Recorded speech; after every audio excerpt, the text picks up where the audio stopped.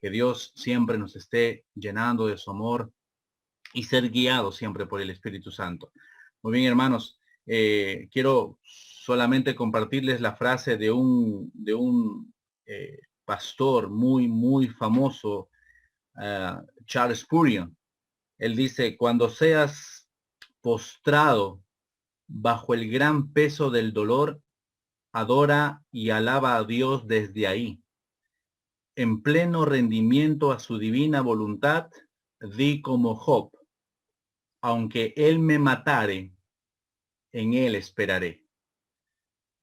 Quedemos con esta frase hoy en esta mañana de Charles Spurgeon, un famoso predicador inglés, y él cita justamente en el libro de Job, ¿no? Él dice: aunque él me matare, en él esperaré. Así que, hermanos, en Dios tenemos nuestras vidas. Él ha guardado nuestras vidas. Tenemos la salvación segura en Él. Así que esperemos en Él. No tengamos temor de nada ni de nadie en este mundo. Así que en esta mañana damos la más cordial bienvenida a todos ustedes. Hay 57 pantallas ahorita acá en la sala.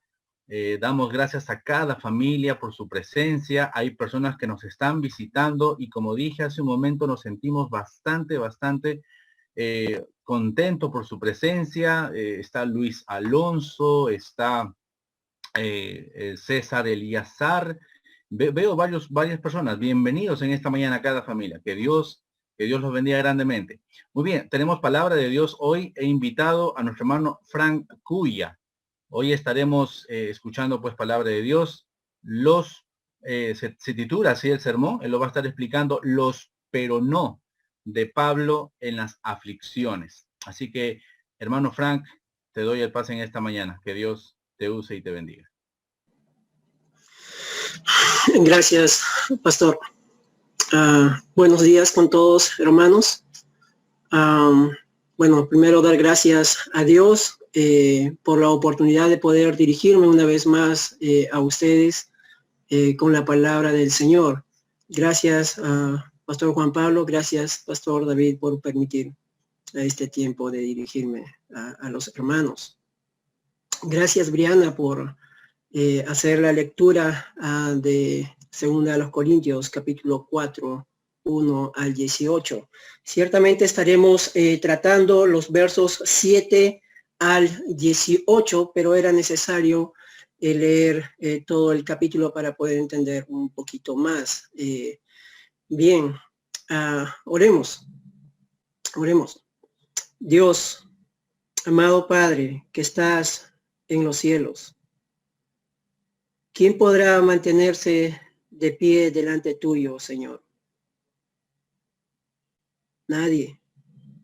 Pero en ti hallamos misericordia, Señor. Y nos presentamos delante tuyo, delante de usted, por los méritos de Cristo Jesús. Y solo por él, Señor. No hay mérito en nosotros, hombres pecadores, que necesitan de la ayuda suya. Ayuda a nuestras mentes a no divagar en cosas vanas de este mundo, mientras estamos estudiando la palabra suya. Ayúdanos, por favor, Señor. Te necesitamos, Padre. Gracias, Dios. Bendícenos, por favor, Señor, como siempre lo has hecho y siempre estás dispuesto a hacerlo. Gracias, Padre. En Cristo oramos. Para tu gloria, Señor. Amén. Bien, hay una frase donde dice: no hay corona sin cruz, refiriéndose a la vida del Señor Jesús, pero también a la vida de cada creyente. Esto se aplica a la vida inicialmente de Jesús por la vida que llevó y tuvo que ir hacia la cruz del Calvario, lo cual implicaba sufrimiento, angustia, tribulación, y allí en la cruz Él pagó nuestros pecados. Pero también hace referencia a nuestras vidas como creyentes. No hay corona sin cruz. A manera de introducción al texto, haremos una breve biografía. Había un hombre que al parecer lo tenía casi todo, casi todo. Fue educado en una de las mejores universidades de su tiempo. Era un hombre leído, podríamos decir, era un hombre intelectual. Tenía buena reputación académica. Tenía una ciudadanía que probablemente muchos querrían tener aquel entonces. Algunos deseaban tanto esa ciudadanía que la compraban con mucho dinero. En cuanto a la religión, era uno de los más celosos de su tiempo. Tanto era su celo religioso que no soportaba a unos blasfemos, entre comillas, llamados cristianos. Tal era su ira sobre estos hombres y lo que ellos enseñaban, que los buscaban de casa en casa para arrastrarlos a la cárcel. Esto hacía no solo con los hombres, con los varones, también lo hacía con las mujeres. Este hombre, dice Dios, que asolaba a la iglesia, los hería gravemente, los dañaba. Quería desaparecer, entre comillas, esta secta de cristianos, para que no hablaran más de este tal Jesús que se hace llamar el Cristo de Dios. ¿Cuál era su nombre? Su nombre inicial era Saulo, Saulo de Tarso. Era un hombre dispuesto a todo, con tal de desaparecer a la iglesia de nuestro Señor Jesús. Sin embargo, un día de esos, donde buscaba a los cristianos para encarcelarlos, tuvo un encuentro que cambiaría su vida, que cambiaría su manera de pensar, un encuentro que cambiaría su manera de ver a los cristianos, a estos que perseguía con tanta ira. Un encuentro que cambiaría su carácter, un encuentro que cambiaría su propósito en la vida. Un encuentro que cambiaría el rumbo de su vida. Su rumbo daría un giro que nadie esperaba de este hombre, de Saulo. Un encuentro donde el mensaje que tanto odiaba, por el cual perseguía a los cristianos, ahora le era lo más precioso. Ahora para él esto era de más valor en la vida. Un encuentro donde pasó de ser perseguidor a ser perseguido por causa del mensaje que ahora predicaba, el Evangelio de Jesús. Un encuentro donde pasó de llamarse Saulo a llamarse Pablo. Esto pasó unos capítulos más adelante, después de su conversión.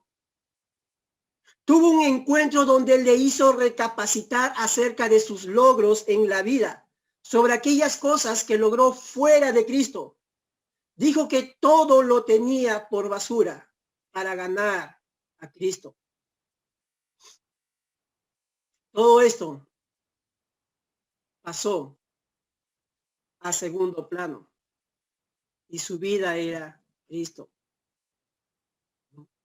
Todo pasó, todo este cambio en la vida de este hombre pasó cuando se encontró con el Señor Jesús y entregó su vida a él. Pasó de atribular a la iglesia a ser atribulado por causa de Jesús. Pasó de poner en apuros a la iglesia a ser puesto en apuro por causa de Jesús. Pasó de derribar a ser derribado por la causa de Jesús. Pasó de encarcelar a ser encarcelado por la causa de Jesús. Jesús le cambió la vida totalmente. Todo pasó en ese encuentro. En ese encuentro. Cuando Pablo o Saulo, aquel entonces, entregó su vida al Señor Jesús, cambió su vida de manera drástica. Que en su momento sus contemporáneos posiblemente lo verían el cambio que hizo Jesús en su vida y no podrían reconocerlo. Jesús cambió la vida de este hombre. Jesús cambió nuestra vida cuando tuvimos este encuentro con el Señor Jesús. ¿Cuánto de nosotros ha cambiado? Esto se nota en la vida de Pablo por lo que nosotros podemos leer. ¿Alguien podría dar fe de que nuestras vidas han cambiado y siguen aún cambiando? Jesús ha pasado a ser el centro de nuestra vida, de todo lo que pensamos, sentimos y hacemos, así como lo fue de Pablo. ¿Alguien podría vernos ahora, después de este tiempo, y decir y ver cambio en nuestras vidas? La vida de Pablo sí mostraba cambios, a tal punto que su vida estaba en constante peligro por causa de Jesús. Para Pablo, el Señor Jesús había llegado a ser su todo, absolutamente todo. ¿Son ministros de Cristo? Como si estuviera loco hablo. Yo más, dice Pablo, en trabajos más abundantes, en azotes sin número, en cárceles más, en peligros de muerte muchas veces. De los judíos 5 veces he recibido 40 azotes menos 1. 3 veces he sido azotado con varas, 1 vez apedreado. 3 veces he padecido naufragio. 1 noche y 1 día he estado como náufrago en alta mar. En camino muchas veces, en peligros de ríos, peligros de ladrones, peligros de los de mi nación, peligros de los gentiles, peligros en la ciudad, peligros en el desierto, peligros en el mar, peligros entre falsos hermanos, en trabajo y fatiga, en muchos desvelos, en hambre y sed, en muchos ayunos, en frío y en desnudez. Y además de otras cosas, lo que sobre mí se agolpa cada día, la preocupación por todas las iglesias. ¿Quién no enferma? ¿Yo no enfermo? ¿A quién se le hace tropezar y yo no me indigno? Si es necesario gloriarse, me gloriaré en lo que es mi debilidad. El Dios y Padre de nuestro Señor Jesucristo, quien es bendito por los siglos, sabe que no miento. En Damasco, el gobernador de la provincia del rey Aretas guardaba la ciudad de los damasenos para prenderme, y fui descolgado del muro en un canasto por una ventana y escapé de sus manos. Segunda a los Corintios, capítulo 11, versos 23 al 33. Y fui descolgado del muro en un canasto por una ventana por causa del evangelio, por causa de Cristo. Pablo sufría por causa de Cristo. No era por otra cosa que sufría Pablo. Pablo sufría por causa de Jesús, por causa del evangelio, por causa de la iglesia. El sufrimiento es inherente a la vida, hermanos. La pregunta es, ¿por qué causa sufriremos? La causa por la cual sufrimos, esa causa se llevará toda nuestra atención y todas nuestras energías. En el capítulo 1 de 2 de los Corintios, inicia con la consolación en la tribulación. Así inicia Pablo el capítulo 1. Capítulo 2 y capítulo 3 está hablando acerca del evangelio. Y vemos en el capítulo 4, versos 7 al 18, que Pablo ve su vida y servicio a Dios como un tesoro en medio de la aflicción. Pablo ve su vida y su servicio a Dios como un tesoro en medio de la aflicción. Lo primero que veremos, hermanos, es que el evangelio está diseñado para mantenernos lejos del orgullo, porque el énfasis no está en el hombre frágil, sino en el evangelio. Verso 7 de 2 a los Corintios, capítulo 4. Verso 7 dice, pero tenemos este tesoro en vasos de barro, para que la excelencia del poder sea de Dios y no de nosotros. Y no de nosotros. Ahora recordemos que en el capítulo 3 está hablando del Evangelio. Está hablando del Evangelio. Y en el capítulo 4, verso 1, 4, verso 1 dice, por lo cual teniendo nosotros este ministerio. ¿A cuál ministerio se refiere Pablo?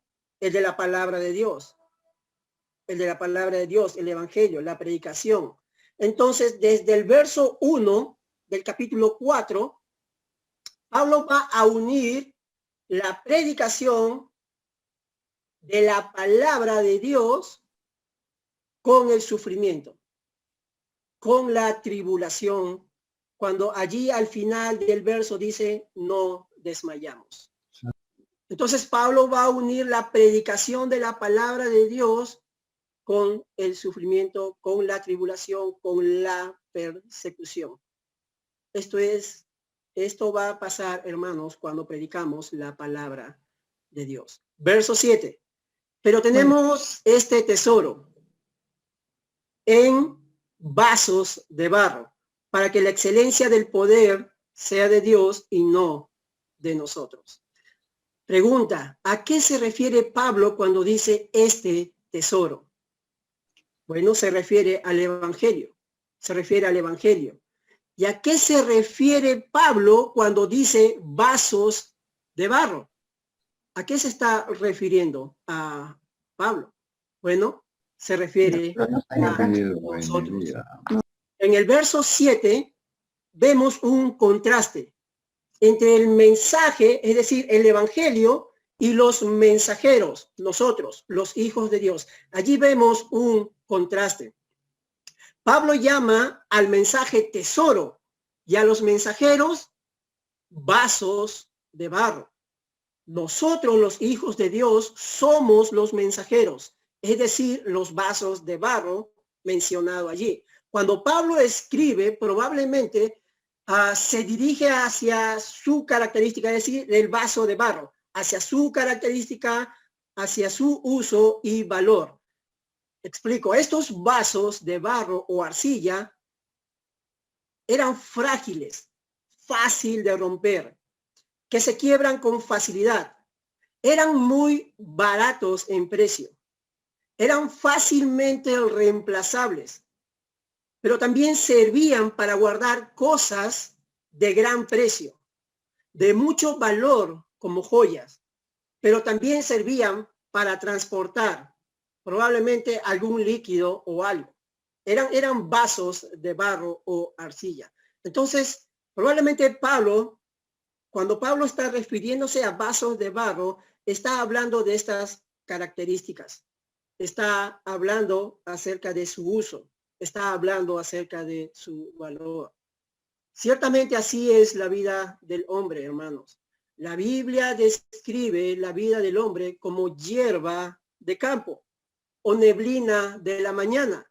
Está por un momento y luego no lo vemos. Así es la neblina en la mañana. Está allí y luego no está más. Hemos dicho que los vasos de barro sirven como recipientes para trasladar algún tipo de líquido o guardar joyas de mucho valor, ¿no? Bueno, el tesoro del que se habla es el Evangelio, la palabra de Dios que ha sido depositado en nosotros, vasos frágiles de barro.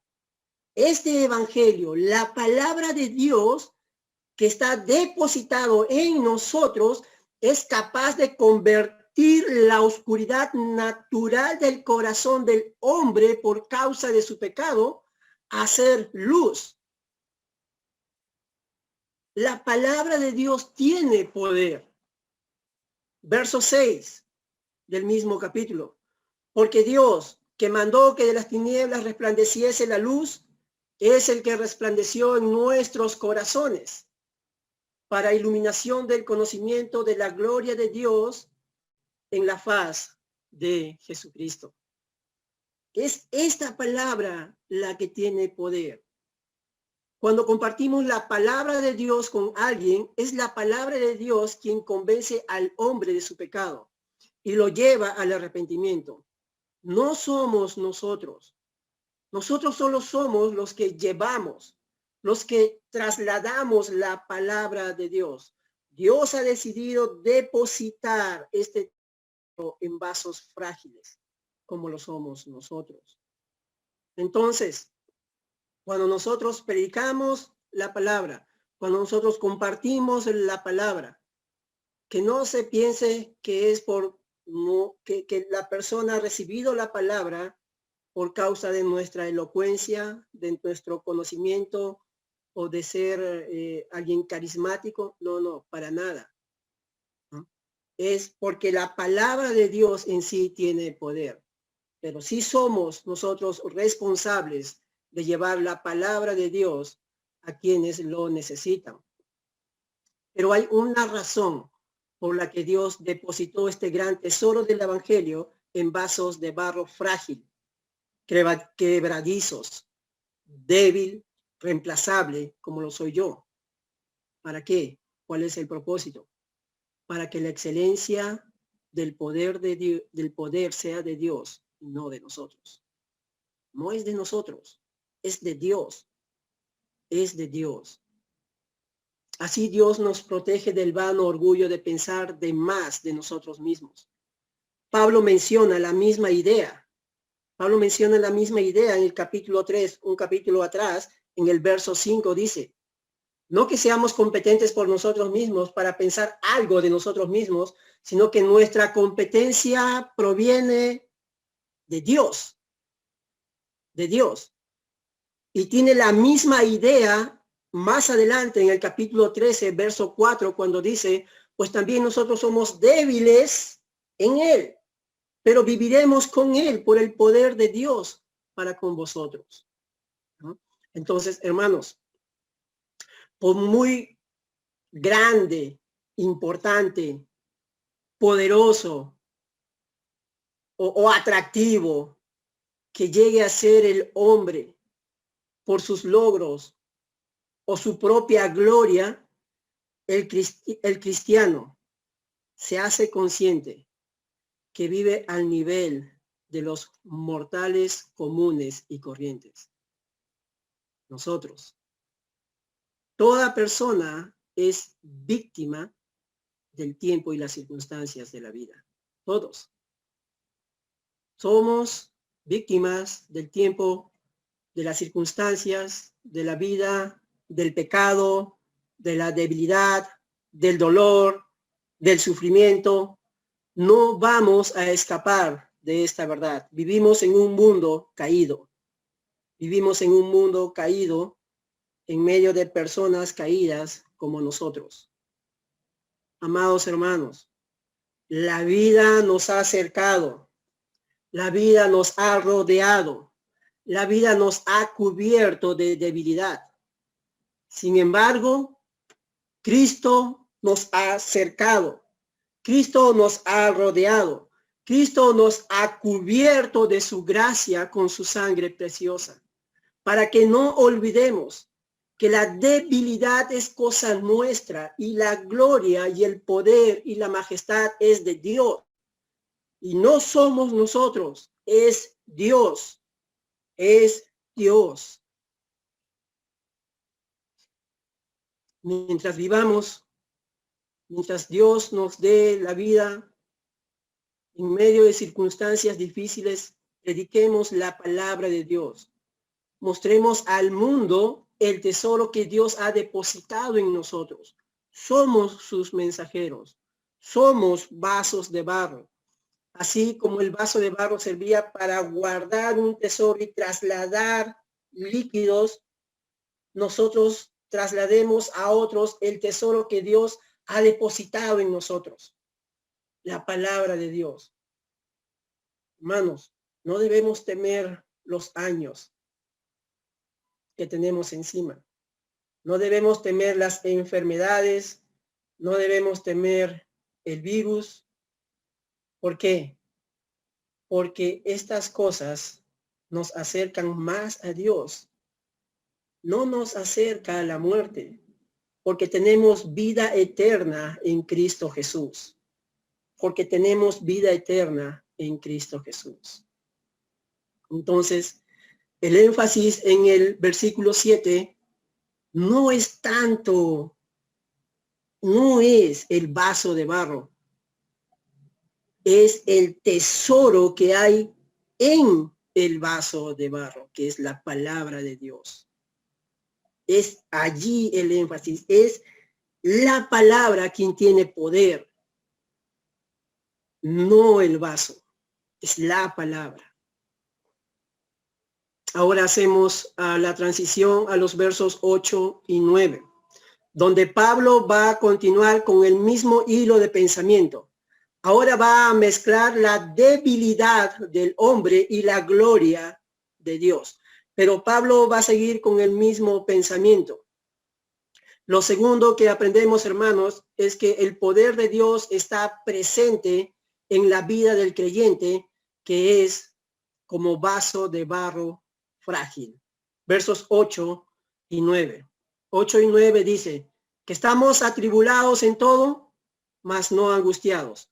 En apuros, mas no desesperados. Perseguidos, mas no desamparados. Derribados, pero no destruidos. Ahora, permítanme, por favor, leer de la Biblia, de la Nueva Versión Internacional, donde saqué el título de esta enseñanza, los pero no de Pablo en las aflicciones. La Nueva Versión lo traduce estas palabras de la siguiente manera, estos versos de la siguiente manera. Versos 8 y 9 de la Nueva Versión Internacional. Dice, nos vemos atribulados en todo, pero no abatidos. Perplejos, pero no desesperados. Perseguidos, pero no abandonados. Derribados, pero no destruidos. ¿No? De allí saqué, no modifica nada, es lo mismo, tiene la misma idea que la Reina Valera. Reina Valera usa más no, pero la Nueva Versión Internacional usa pero no. De allí es que, hermanos, he sacado el título, los pero no de Pablo en las aflicciones. Amados hermanos, el para Dios incluye tribulaciones, incluye apuros, incluye persecuciones, incluye el ser derribados en el camino. Así fue con la vida de Pablo. Y así será con todo aquel que vive para Dios. Así será. Una y otra vez Dios permitió que Pablo soportara y pasara muchas aflicciones. ¿No? Pero todo esto tenía un propósito. Esto era para grabar una verdad en la mente de Pablo y todo aquel y todos aquellos que leamos la palabra de Dios. ¿Cuál verdad? Confiar en el cuidado, fidelidad y poder de Dios en sus vidas en medio de las aflicciones. Es esta verdad que Dios quería incrustar en la mente y de todos sus hijos. En Asia, Pablo había enfrentado una tribulación que lo abrumó sobremanera, dice la palabra de Dios. Allí en 2 Corintios capítulo 1. Tal fue esta tribulación que Pablo había perdido la esperanza de conservar la vida. Dice que Pablo tenía sentencia de muerte. Dios permitió que Pablo pasara esto con un propósito. Con un propósito. 2 Corintios capítulo 2, verso 1 dice, para que no confiásemos en nosotros mismos, sino en Dios, que resucita a los muertos. Para que no confiásemos en Dios. Entonces tiene un propósito la tribulación. Dios llevó a Pablo a tal punto donde él no podía hacer absolutamente nada. Él ni su capacidad intelectual, ni su ciudadanía, ni nada lo podía salvar. Él dejó todo eso y solo se encargó en las manos del Señor. Para que confiásemos para que no confiásemos en nosotros mismos, dice Pablo, en sus capacidades, sino en Dios que resucita a los muertos. Y en el capítulo 12, verso 9, Pablo también dice, bástate mi gracia, porque mi poder se perfecciona en la debilidad. Esta misma idea también está en el Antiguo Testamento. Esto lo encontramos en otro ejemplo allí, en Gedeón, capítulo 7, los jueces. Gedeón se había preparado para la batalla con 32,000 hombres contra los madianitas, ¿no? Pero Dios hizo que bajara el número de sus soldados. Primero hasta 10,000 y luego hasta 300 soldados. Pero no solo eso, sino que Dios armó a esos soldados no con armas de guerra, sino con trompeta y antorchas encendidas en vasijas de barro, ¿no? Así. Entonces, cuando los madianitas fueron derrotados, los israelitas vieron con claridad que Dios le había dado la victoria.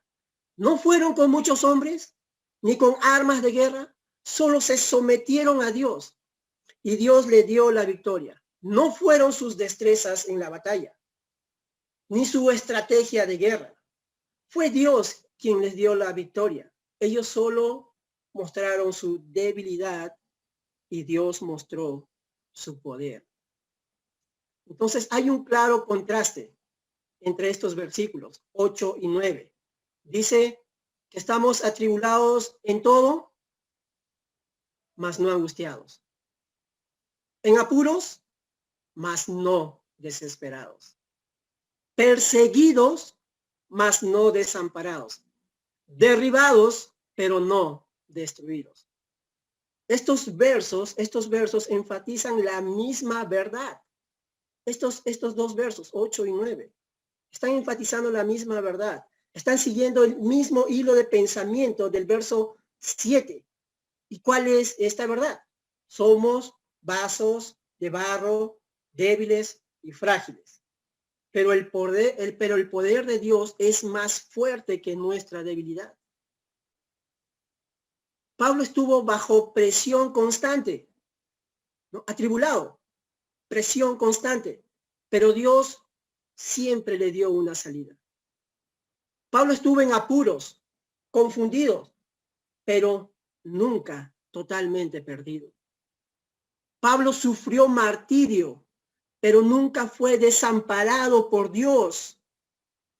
Nunca fue desamparado por Dios. Esta palabra desamparado es la misma palabra que se usa en Mateo, capítulo 27, verso 46, donde dice, Dios mío, ¿por qué me has desamparado? Las palabras del Señor Jesús. Dios mío, ¿por qué me has desamparado? Es la misma palabra. Un hombre comentó al respecto de este verso y dijo que debido a que Dios desamparó a Jesús en el Calvario, nosotros no seremos desamparados por Dios. Debido a que Cristo pagó nuestros pecados en el Calvario, de esta manera nos acercó al Padre, reconciliándonos. Así Él no nos abandonará. Estará con nosotros en todo tiempo. Él es fiel. Él es fiel. Pablo fue derribado en Listra, predicando la palabra. Lo apedrearon, ¿no? Hasta el punto de que los que lo estaban atacando con piedras pensaban que Pablo ya estaba muerto. Al ver que aparentemente Pablo estaba muerto, lo arrastraron fuera de la ciudad. Pero luego Pablo se levantó y entró en la ciudad. Pablo se mantuvo firme en el Señor en medio de la tribulación, en medio de la adversidad. Hay un himno que nosotros cantamos y dice, estad por Cristo firmes. Las fuerzas son de Él. El brazo de los hombres es débil y es infiel, pero el brazo de Dios es todopoderoso y Dios es fiel. Él no nos va a abandonar. Dios es fiel, hermanos. Ahora pasamos a los versos 17 y 18, hermanos. Vayamos a los versos 17 y 18 y vamos a ver allí la perspectiva de Pablo en medio de la tribulación. Versos 17 y 18.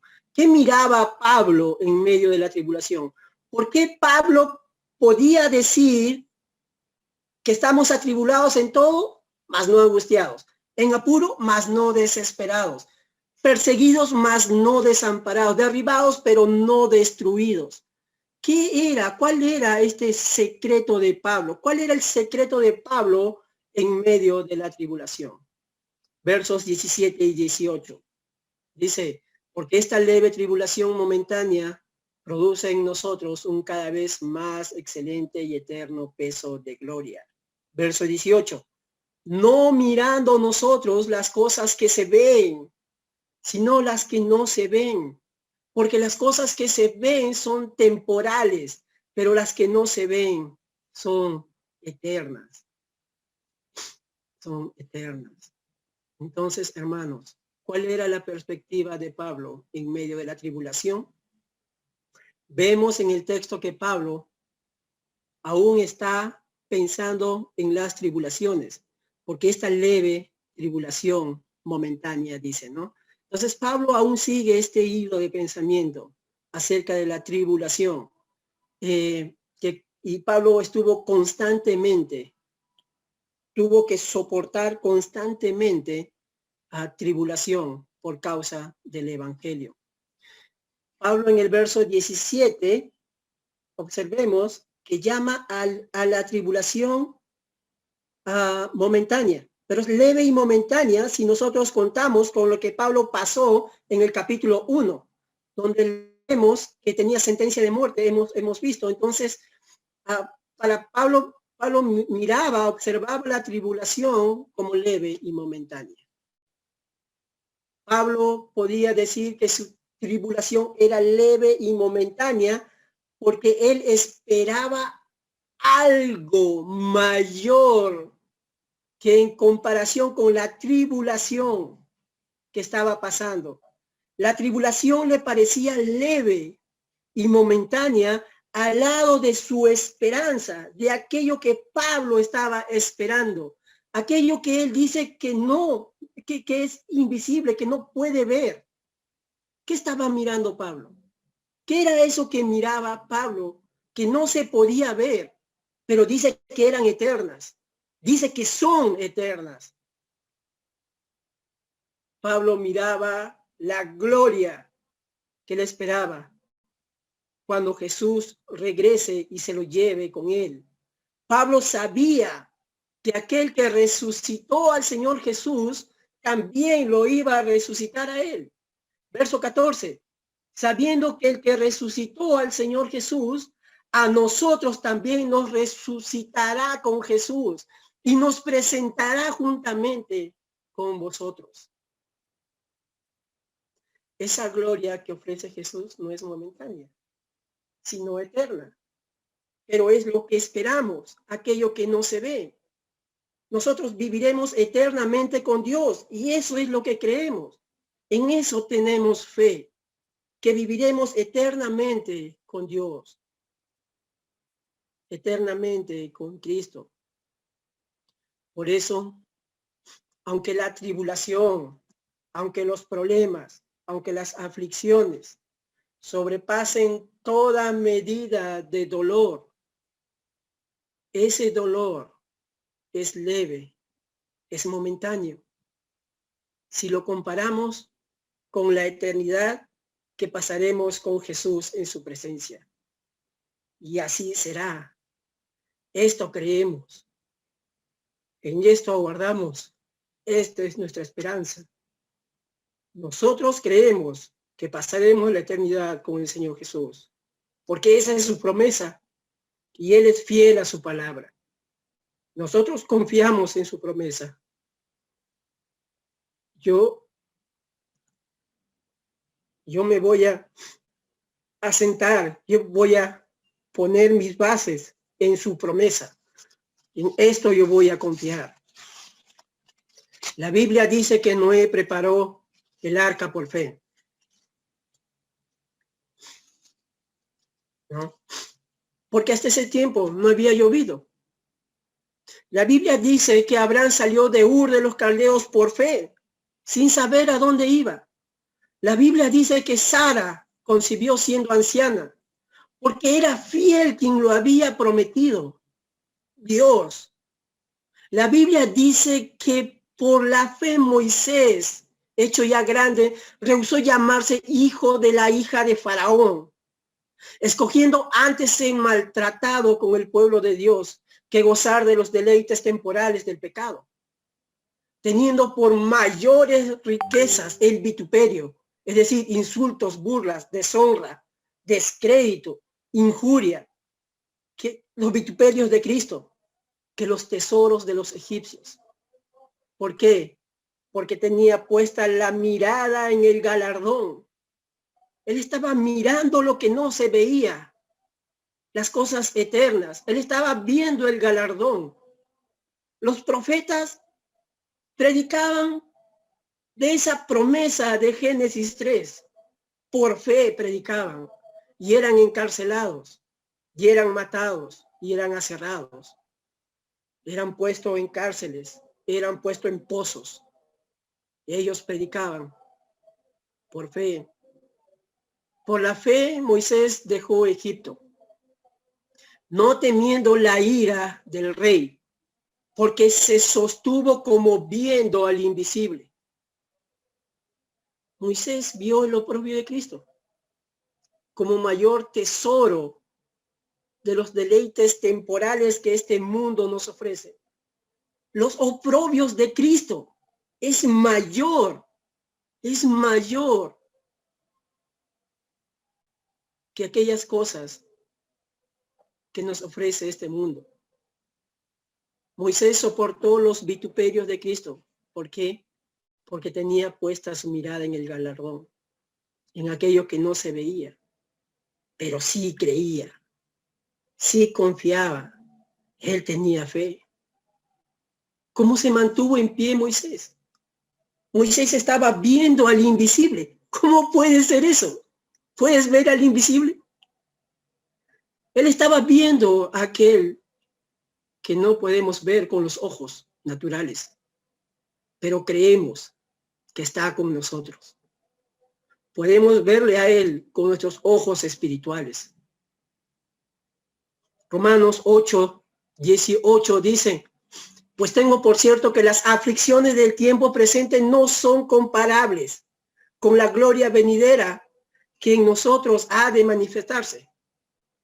Apocalipsis 21:3-4 dice: y oí una gran voz del cielo que decía: he aquí el tabernáculo de Dios con los hombres, y él morará con ellos, y ellos serán su pueblo, y Dios mismo estará con ellos como su Dios.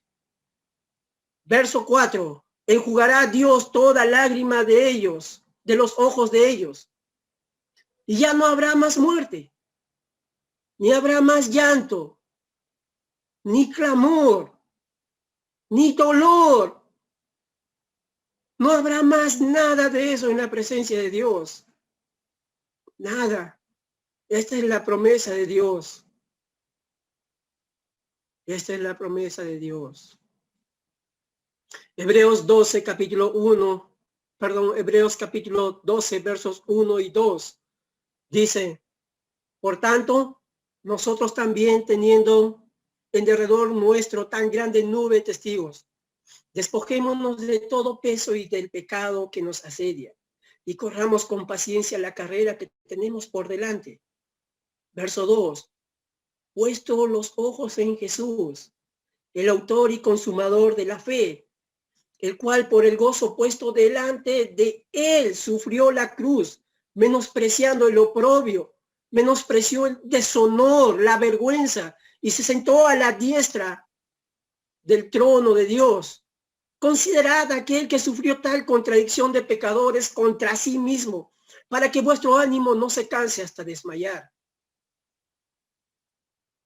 Tenemos que poner los ojos en Jesús, porque Él es el autor y Él es el consumador de la fe. Y él sufrió oprobio, sufrió vergüenza, sufrió humillación, pero él pasó todo esto. ¿Por qué?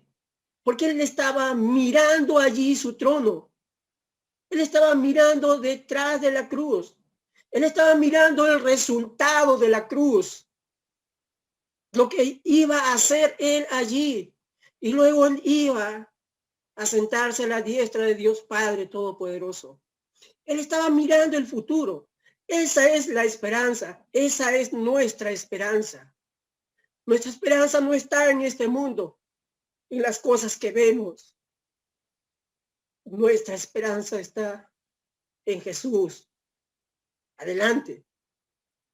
Allí con Dios. Estaremos con Él, hermanos. Vivimos tiempos difíciles, pero todo tiempo es buen tiempo para dar gloria a Dios. Es buen tiempo para dar gloria a Dios. Entre nosotros y también conocemos familiares y amigos, pues, que por diversas causas han perdido familiares.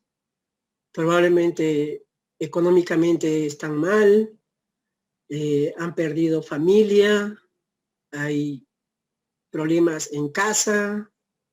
Bueno, esto es inherente en el mundo, el sufrimiento. Yo también perdí a mi papá, pero eso no significa que voy a vivir lamentándome por lo que no hice o voy a vivir flagelándome por lo que hice mal. Tampoco viviré dándome licencia para deprimirme. Cada tanto me voy a deprimir un ratito, ¿no? Daré gracias a Dios y seguiré adelante, aprovechando el tiempo de la aflicción para dar gloria a Dios por predicar la palabra a aquellos que lo necesitan. Todo tiempo es buen tiempo para darle el honor que Dios se merece. Dios ha depositado en nosotros un tesoro grande, ese tesoro que cambió nuestros corazones, que cambió nuestra perspectiva de ver la vida.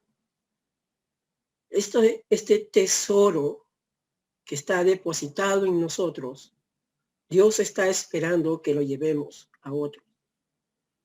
Pero según la vida de Pablo, según la vida de Jesús, esto trae consigo vergüenza, insultos, algún tipo de oposición, abuso tal vez en el trabajo. Esto por llevar la palabra. Esto ha prometido Jesús, ¿no? Esto ha prometido a todos los que llevemos la palabra de Dios. Entonces, que seamos responsables en llevar la palabra de Dios. Y como dice Hebreos, hay que quitarnos, ¿por qué estamos siendo afligidos o atribulados? ¿Es por causa del Evangelio o es por causa de mis propios pecados? Si es por causa de mis propios pecados, entonces Hebreos dice que debemos de quitarnos, ¿no? Debemos de despojarnos de todo peso y del pecado que nos asedia, dice. Porque tenemos una carrera por delante. La vida cristiana es una carrera, hermanos. Y nosotros tenemos y estamos ya en esa carrera. No estamos en las tribunas.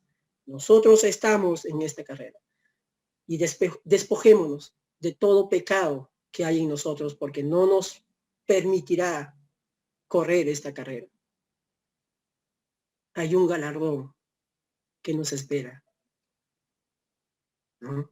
Miremos al invisible y corramos, hermanos, la carrera.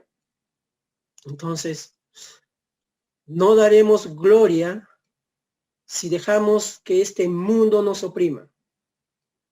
nos oprima con la economía, con la enfermedad, con la pérdida de algún ser querido, con nuestro propio pecado. No, lo mejor que podemos hacer es seguir el ejemplo de Pablo. Así como él lo resume en el verso 18, dice, no mirando nosotros las cosas que se ven, sino las que no se ven. Pues las cosas que se ven son temporales, pero las que no se ven son eternas. Y en el capítulo 5, verso 7 dice, por fe andamos, no por vista. Dios los bendiga, hermanos. Oremos. Amado Padre, gracias por la salvación, Señor.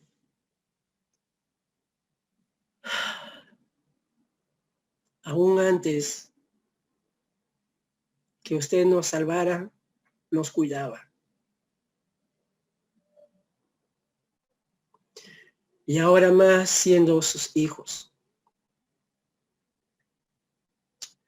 Hemos sido salvados por Cristo por medio del evangelio que alguien trajo a nuestras vidas.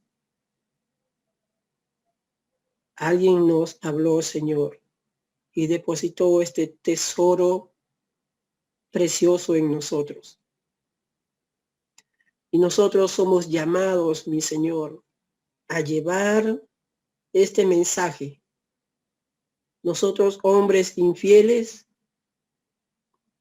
hombres falibles, hombres pecadores, pero salvados por Cristo, limpiados por su sangre. Somos llamados, Dios, a llevar esta palabra. Aún en medio de tribulación, de peligro, de burla, de opresión, somos llamados, Dios, a llevar este evangelio, porque es esta palabra tuya la que puede iluminar los corazones de las personas que viven en la oscuridad.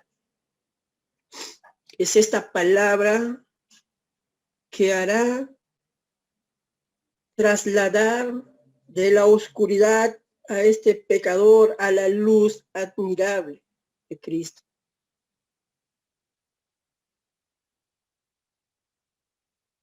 Por favor, Dios, mientras estamos haciendo esto, Padre, que seamos como los hermanos de Tesalónica, que cuando usted les salvó en medio de mucha tribulación, ellos se convirtieron de sus ídolos para servirle a usted.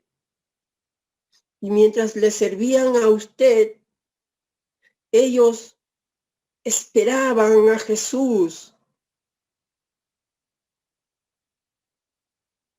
anhelaban a Jesús. Que anhelemos, Dios,